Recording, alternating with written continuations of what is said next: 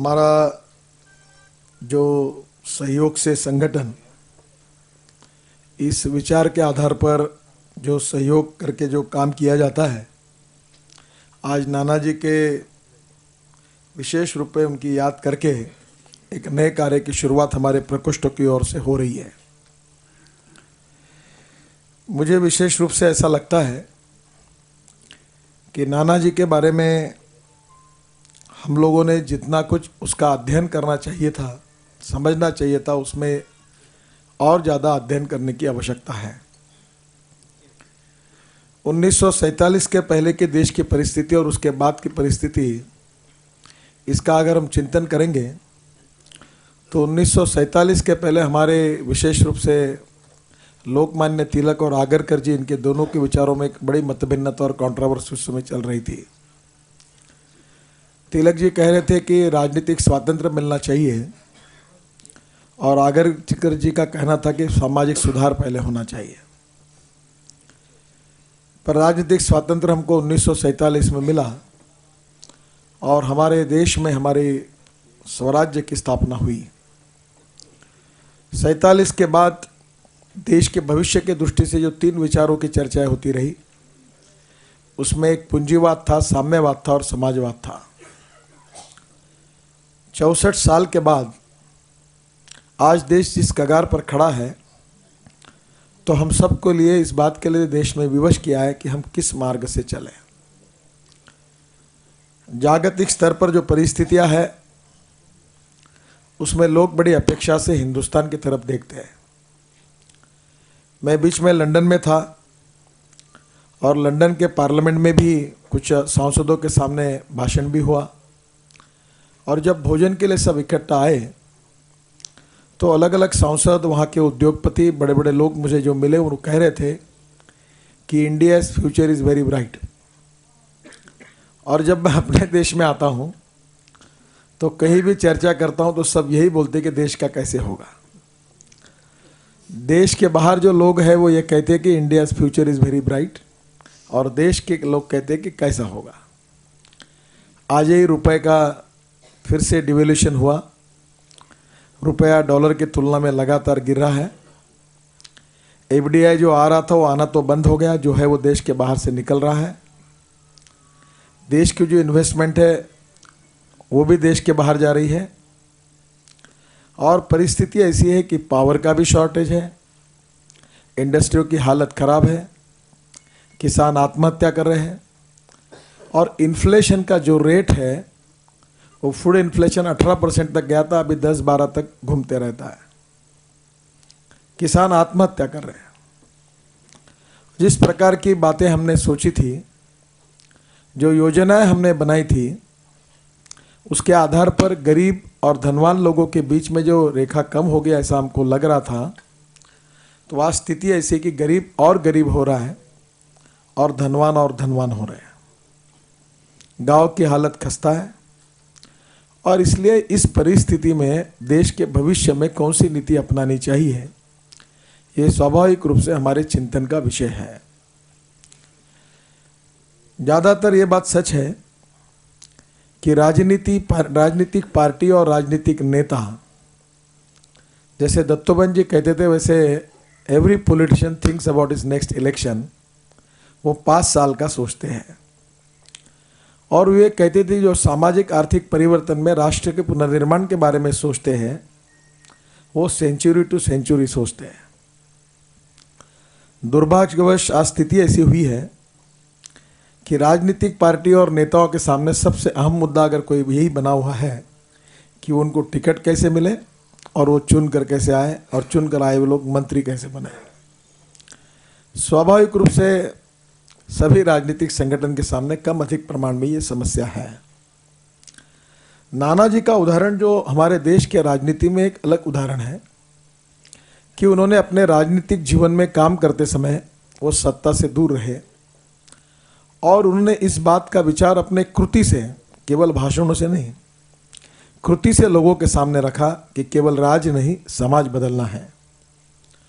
और उनके व्यवहार में उन्होंने ये बात आग्रह से रखी कि politics is a instrument of socio economic reform. राजनीति ये सामाजिक आर्थिक परिवर्तन का प्रभावी अंग है। और इसलिए उन्होंने बार बार ये संदेश देने की कोशिश की कि राजनीति का मकसद केवल सत्ता कारण पावर पॉलिटिक्स तक सीमित न रहते हुए उसकी सही में परिभाषा राष्ट्र कारण, समाज कारण और विकास कारण में परिवर्तित होनी चाहिए। और उनके जीवन में इसी तरीके से वो काम करते रहे। और आज स्थिति ऐसी है कि जहाँ उन्होंने काम किया है वहाँ उन गाँवों में, चित्रकूट में अगर आप जाएंगे तो 500 550 गाँवों में जो काम उन्होंने किया उसका सोशो इकोनॉमिक इम्पैक्ट क्या है, जैसे कहा उसका अगर स्टडी करेंगे, अध्ययन करेंगे तो निश्चित रूप में हम सब लोगों के मन में निश्चित रूप से इस बात का पता चलेगा कि गरीबी निर्मूलन के रूप में, बेरोजगारों को रोजगार देने के बारे में और आज की आर्थिक भाषा में पर कैपिटा इनकम, जीडीपी और एग्रीकल्चर ग्रोथ रेट और हैप्पी ह्यूमन इंडेक्स की भाषा में वहाँ कितना बदलाव आया है। और इसलिए उन्होंने ये कहा कि गांव का विकास राष्ट्र का विकास।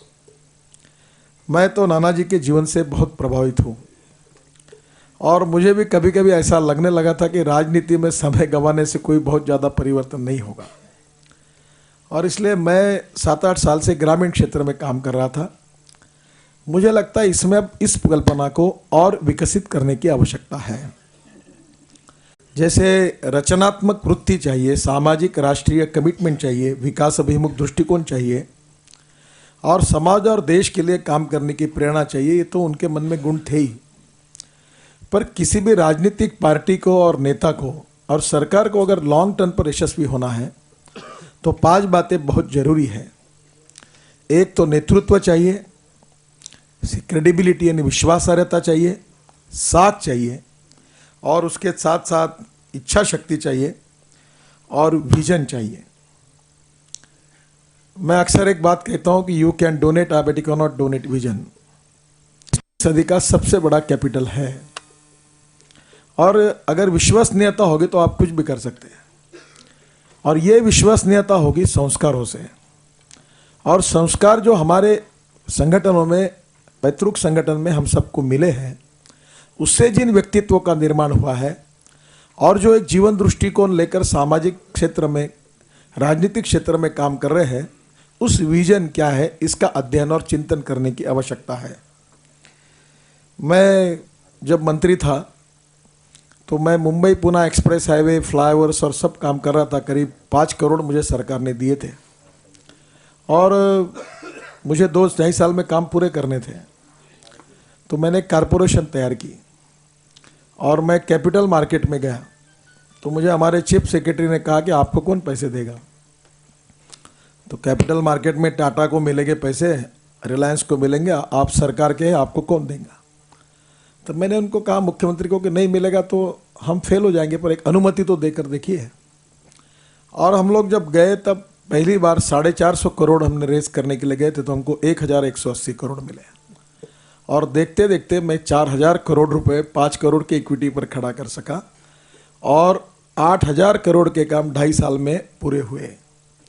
तब मेरे ध्यान में एक बात आई कि क्रेडिबिलिटी जो है, विश्वासार्हता, कमिटमेंट, 2 चीज़ें अगर रहेंगी तो लोग विश्वास रखते हैं। और इसलिए नाना जी के जीवन में ये बात प्रमुखता में थी। उनका रास्ता साफ था, काम कौन सा करना है उसकी दिशा स्पष्ट थी और गरीबी निर्मूलन करना और इसके लिए गांवों का विकास करना, सामाजिक और आर्थिक न्याय की बात उनके जीवन में ओतप्रोत से भरी हुई थी। और इसलिए उनके एक्सपेरिमेंट में वो पूरी तरह से यशस्वी हुए। मुझे लगता है कि एक बात उसके आगे जाने की आवश्यकता है कि ये काम जो लोग करेंगे उनको राजनीतिक पॉपुलैरिटी और सपोर्ट भी मिलता है, क्योंकि राजनीति में लोग जो है उनको आकर्षण के बिना काम नहीं करते। हमारा एक जेनेटिक और डीएनए ऐसा बना हुआ है कि हमको जब कोई बात हम हमारे एम्बिशन के लिए, आकर्षण के लिए, अट्रैक्शन के लिए करते हैं। मैं थोड़े से मेरे अनुभव से ये बताऊंगा कि मैं जिस क्षेत्र से आया हूँ वहाँ बहुत बड़े प्रमाण पर किसानों ने आत्महत्या की और आत्महत्या करने के बाद परिस्थिति बहुत खराब थी। और नाना जी की मॉडल को मैं बहुत दिनों से देख रहा था। तो ये हम लोग कोऑपरेटिव में काम करते हैं तो सरकार हस्तक्षेप करती थी। तो हमने नया मॉडल तैयार किया, कुछ थोड़ा बहुत कोऑपरेटिव में करके उसको पब्लिक लिमिटेड का मॉडल करके सोशल एंटरप्रेन्योरशिप का मॉडल तैयार किया। और मुझे ऐसा ध्यान में आया कि इसमें से गरीबों का फ़ायदा तो होता है, परिस्थिति बदलती है। और आज स्थिति ऐसी हुई कि 10,000 युवाओं को रोजगार मिला और करीब आज की स्थिति में उसका राजनीतिक फ़ायदा भी मिला और पॉलिटिकल इसमें भी वो कन्वर्ट हुआ। अभी जिला पंचायत हो, नगर परिषद हो, एमएलए हो, सब चुनाव में मैक्सिमम हम जीते जब अड़चन की स्थिति आती। और इसलिए हमने हमारे काम करने को जो दृष्टिकोण है उसको बदलने की आवश्यकता है। और इसलिए नानाजी से प्रेरणा लेकर जो बात उन्होंने कही कि सेवा प्रकल्प, विकास प्रकल्प, संस्कार प्रकल्प, शिक्षा प्रकल्प, जिससे हम समाज में अगर सेवा करेंगे तो जो गुडविल, जो क्रेडिबिलिटी और जो पब्लिक सपोर्ट हमको मिलेगा, जो आशीर्वाद मिलेगा, दुआएं मिलेगी, वो इतनी रहेगी कि आपको कटआउट लगाने की ज़रूरत नहीं होगी और स्टेशन पर और एयरपोर्ट पर आपके सत्कार के लिए आगे बढ़ो करके नारे दोहराने की आवश्यकता नहीं पड़ेगी। लोग आपके साथ आते हैं और ये मार्ग जो है ये नानाजी ने अपने जीवन में सिद्ध करके दिखाया है। और इसी भाव से सामाजिक आर्थिक परिवर्तन होगा, गरीबी दूर होगी, किसानों की स्थिति बदल सकती है, गांव का चित्र बदल सकता है, हम सब क्षेत्र में जा सकते हैं। इस देश का किसान बिजली तैयार कर सकता है, पेट्रोल डीजल तैयार कर सकता है, इस देश का किसान सब कुछ कर सकता है। हमारे जंगलों में जो नॉन एडिबल ऑयल सीड्स है उससे हम लोग डीजल बना सकते हैं। ये सब कुछ होता है। मैं तो biofuel, ethanol, biodiesel, solar energy पर काम ही करता हूँ। और आज मेरा विश्वास है कि गाँवों का चित्र अगर उसको सामाजिक संवेदनशीलता होगी और सामाजिक आर्थिक परिवर्तन का दृष्टिकोण होगा और विश्वासार्हता होगी तो सब मिलता है। विश्वासार्हता के आधार पर नथिंग इज इम्पॉसिबल। और इसलिए सब बैंक वगैरह आती है। इस बार हमें बैंकों ने 450 करोड़ रुपए कर्जा दिया और 250 करोड़ और कर्जा दिया है प्रकल्पों में काम करने के लिए। जब विश्वसनीयता होगी तो बैंक पीछे खड़ी रहती है, समाज पीछे खड़ा रहता है और गरीबी दूर हो सकती है। सत्ता के माध्यम से ये नहीं हो पाया। जो हम लोग कह रहे थे कि सत्ता परिवर्तन से समाज परिवर्तन होगा, ये एक फर्क जरूर है कि एक ने किया हुआ परिवर्तन और बी ने किया हुआ परिवर्तन, जरूर उसमें फर्क है। पर जो आमूलाग्र और बेसिक परिवर्तन हम चाहते हैं उसमें हम हमारे में से एक एक व्यक्ति को नानाजी जैसा इंजन बनना होगा और हमको वहां जाकर सामाजिक आर्थिक परिवर्तन के लिए काम करना होगा। हमारे इनिशिएटिव से, कंस्ट्रक्टिव थिंकिंग से, डेवलपमेंट ओरिएंटेड अप्रोच से, कमिटमेंट से, सामाजिक संवेदनशीलता का परिचय देकर कंस्ट्रक्टिव विचार के आधार पर अगर हम काम करेंगे तो समाज भी बदलेगा और पॉपुलरिटी भी बढ़ेगी। पॉपुलरिटी ये बाय प्रोडक्ट है। अगर अच्छा काम करोगे तो होना ही है। और इसलिए हम बार बार ये कहते हमारे इसमें कि मनसा सततम स्मरणीयम, वचसा सततम वदनीयम, लोकहितम मम करणीयम। मुझे ऐसा लगता है कि आज के भविष्य में भी विज्ञान, तंत्र विज्ञान का आधार लेकर और हमारी जो संस्कृति, इतिहास, विरासत और मूल्याधिष्ठित राजनीति है उसका बेस बनाकर अगर हम टेक्नोलॉजी का उपयोग करके हैंडलूम, हैंडीक्राफ्ट इसको प्रोत्साहन देकर गांव, गरीब, मजदूर, किसान, गरीब व्यक्ति को केंद्रित मानकर, जैसे पंडित दीनदयाल उपाध्याय जी ने अंत्योदय के विचार में जो बात कही उसको केंद्रित मानकर अगर हम इस प्रकार की प्रेरणा लोगों, कार्यकर्ताओं के मन में निर्माण करते हैं तो जो आर्थिक स्थिति आज देश में हम देख रहे हैं उसको बदल सकते हैं। मुझे पूरा विश्वास है कि आज जो स्थिति है हम बदल सकते हैं। इरेडिकेशन ऑफ पॉवर्टी ये इम्पॉसिबल कंसेप्ट नहीं है, ये पॉसिबल है। हम इसको बदल सकते हैं, बेरोजगारों को रोजगार दे सकते हैं और गरीबों को सम्मान से जीने का मार्ग दिखा सकते हैं। श्यामा प्रसाद मुखर्जी ने हमको राष्ट्रवाद के विचार की नींव दी। दीनदयाल जी ने अंत्योदय के रूप में सामाजिक आर्थिक चिंतन को हमारे सामने रखा और दीनदयाल जी के विचारों के आधार पर नानाजी ने रोल मॉडल के रूप में इस बात को हमारे सामने रखा। इसमें और रिसर्च और ये करके आगे जाने की आवश्यकता है। मैं कुछ दिन पहले अनंतपुर साहिब में गया था और पंजाब सरकार ने एक बहुत सुंदर वहाँ 5 ऐसे टावर्स थे और एक बहुत सुंदर कलाकृति वहाँ बनी। एक अमेरिकन आर्किटेक्ट है, उन्होंने डिज़ाइन किया है और 5 बिल्डिंग बनी है पंच प्यारे के नाम उसके प्रतीक के रूप में। और वहाँ एक एक मंजिले पे ऐसा ऊपर जाकर लाइट एंड साउंड शो में 500 सालों का सिखों का इतिहास देखने के लिए मिलता है। बहुत सुंदर किया। मुझे भी लगता है कि एक बार स्वाधीनता के पहले और उसके बाद में संघ और उसके बाद में अभी तक के हमारे सामाजिक आर्थिक चिंतन और सब हुई घटनाओं के बारे में कोई जीता जागता इतिहास नई पीढ़ी को देखने के लिए मिलना चाहिए। मैं इमरजेंसी में कार्यकर्ता बना 75 में, पर मेरे लड़के को इमरजेंसी पता नहीं है उसको पता ही नहीं, क्योंकि मैं तो उस समय स्कूल में था, पहली बार मैट्रिक की परीक्षा दे रहा था जब इमरजेंसी लगी। पर मैंने थोड़ा बहुत उस समय देखा तो मुझे थोड़ा याद है। पर आज ऐसी जो नई पीढ़ी है जो हमसे मेरे से भी आगे की है, उनको पता ही नहीं है। और इसलिए भविष्य अगर निर्माण करना होगा तो ये नई पीढ़ी को सामाजिक आर्थिक दृष्टिकोण के साथ समाज और देश के परिवर्तन के अनुरूप राष्ट्रीय दृष्टिकोण की भी शिक्षा देनी होगी, दृष्टि देनी होगी। और नाना जी यही उसी का रोल मॉडल हो सकते हैं। मुझे कभी कभी लगता है कि जितना नाना जी को हमारे कार्यकर्ताओं ने गंभीरता से लेना चाहिए था, उसमें मुझे लगता है कि हमने उसमें और ध्यान देकर उसमें और ध्यान देने की आवश्यकता है। और इसलिए हमने अंत्योदय का हमारा काम शुरू किया। अब उसमें 3-3.5 हज़ार कार्यकर्ताओं के प्रकल्प शुरू है। परसों मैं मध्य प्रदेश सरकार की ओर गया था, मुझे बड़ा अच्छा लगा। उन्होंने एनजीओ की कॉन्फ्रेंस ली थी और 40,000 एनजीओ इकट्ठा हुए थे, एनजीओ की नीति बनाई और उनने वाटर कंजर्वेशन हो, अलग अलग विषयों में बहुत अच्छा काम समाज के लोग कर रहे हैं। और इसलिए केवल भगवान और सरकार दोनों देश में परिवर्तन नहीं कर सकते, इन तीनों से है हम हमारा परिवर्तन कर सकते हैं। We are the architect of our own socio economic life.